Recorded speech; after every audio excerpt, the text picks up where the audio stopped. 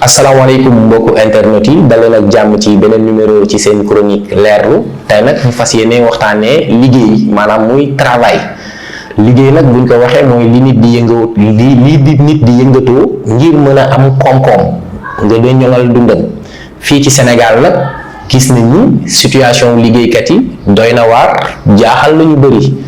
parce que régime bii di Diomaye ak Sonko bi ñu accédé au pouvoir en 2024 ak tey ñi ngi wax ni am na fanweeri junniy liggéeykat yu ñu dàq jële leen ci seeni bërëbu liggéeyukaay ñooñu di ay borom kër ay kilifa ay papa ay yaay ay mag ay doom ay nijaay ku ci nekk Sénégal kenn kuy liggéey ku ne am na fukki nit yoo boot ci sa ginnaaw bu ñu demee ci entreprise yu mel ni FERA lu ci mel ni AIBD lu ci mel ni port autonome de Dakar lu ci mel ni RTS bëri na ay licenciement ñi fare ci nguur gi ñi ngi wax ne ay contrat yu yegsi la wala ay recrutement abusif mais ak lu mu ci mën a doon wala recrutement partisan ak lu mu ci mën a doon nit ki sénégalais la avant muy appartenir à une coloration politique wala balaa muy far feneen et ay liggéey yu wàññeeku ay liggéeykat yu ñu wàññi wala yu ñu jële ci seen bërëbu liggéeyukaay te amuñu feneen fu ñu liggéeyee dafa am impact maanaam dafa am lu muy def ci koom-koomu réew mi gannaaw bu mu salfaañee koom-koom gi ci biir kër ñooñu fa ñu dëkk ak seen njaboot ak ña ñuy faral di jàppale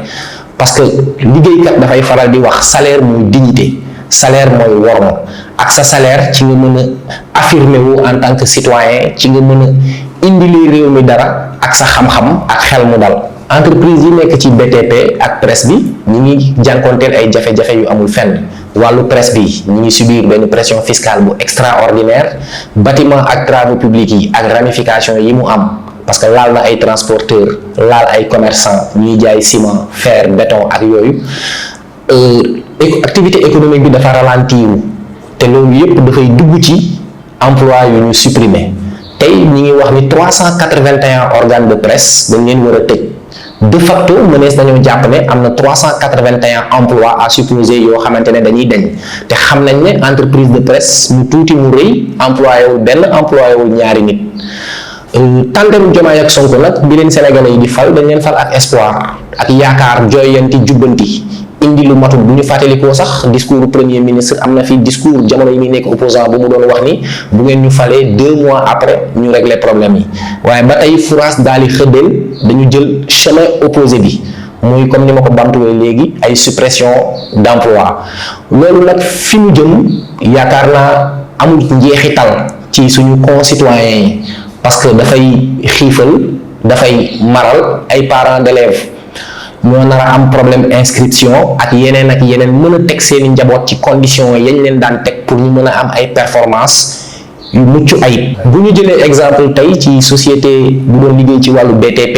ñu naan ko Matière Sénégal nga xam ni autopont yu bëri biir Sénégal ak Ndakaaru Njaay liggéey na ci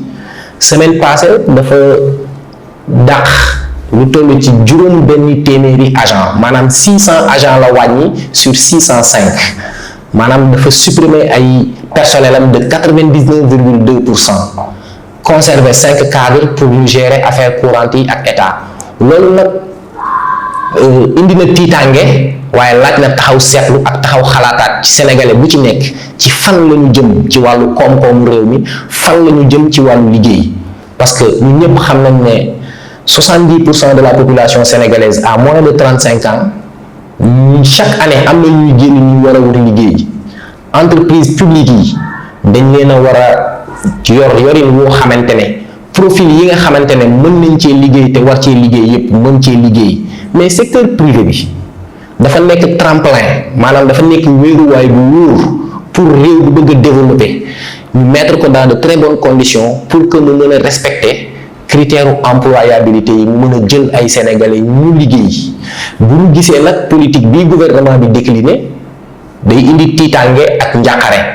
boo xoolee feetu 1er mai bi ñu koy célébrer ca RTS syndicat yi indi nañ lu ñu naan jaak bu ñuy def néew mu nekk symbolique bu am importance mais buy tiitalaate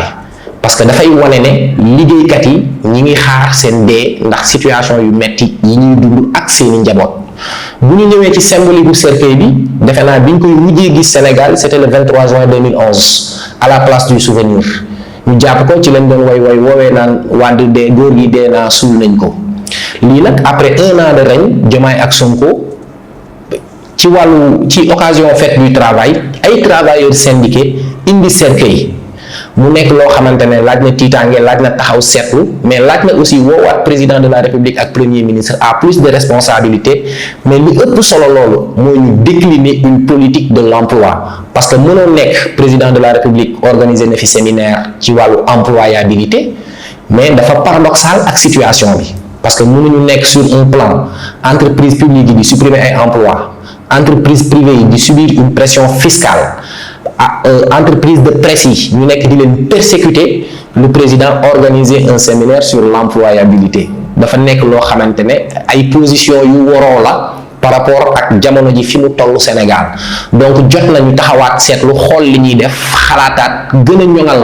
bërëbu liggéeyukaay liggéeykat yi ñu gën leen a dooleel gën leen a renforcer ci seeni liggéeyukaay ngir mu mën a am jeexital ci kër yi parce que comme ni ma ko bamtoo sànq Sénégal mi mu bindoo benn liggéeykat bu nekk am na fukki nit ñu wéeru ci sa salaire mu tuuti mu bëri lañ cay am te loolu noonu déterminant ci seen àdduna